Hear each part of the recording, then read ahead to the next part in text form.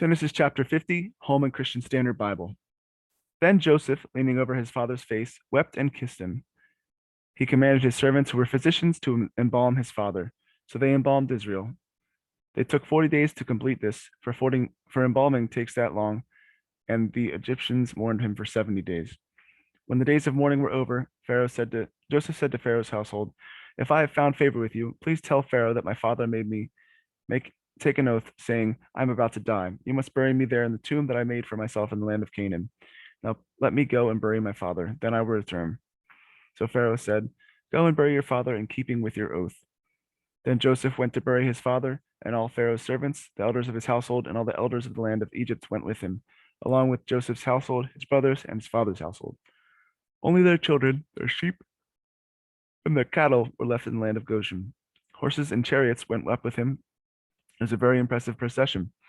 When they reached the threshing floor of Atad, which is across the Jordan, they lamented and wept loudly, and Joseph mourned for 7 days for his father. When the Canaanite inhabitants of the land saw the mourning of the threshing floor of Atad, they said, "This is a solemn mourning on the part of the Egyptians." Therefore, the place is named Abel Mizraim. It is across from the Jordan. So Jacob's sons did for him what he had commanded them. They carried him to the land of Canaan and buried him in the cave at Machpelah, in the field near Mamre, which Abraham had purchased as a burial site from Ephron the Hittite. After Joseph buried his father, he returned to Egypt with his brothers and all who had gone with him to bury his father. When Joseph's brothers saw that their father was dead, they said to one another, "If Joseph is holding a grudge against us, he will certainly repay us for all the suffering we caused him." So they sent this message to Joseph.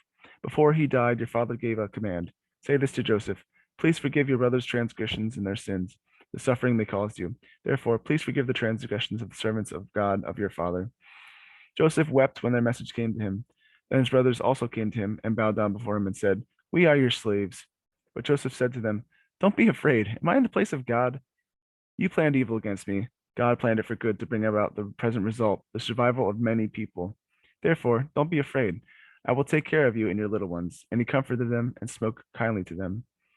Joseph and his father's household remained in Egypt. Joseph lived 110 years.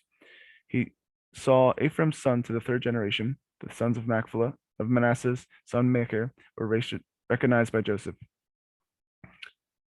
Joseph said to his brothers, "I am about to die, but God will certainly come to your aid and bring you up from this land to the land he promised Abraham, Isaac, and Jacob." So Joseph made the sons of Israel take an oath.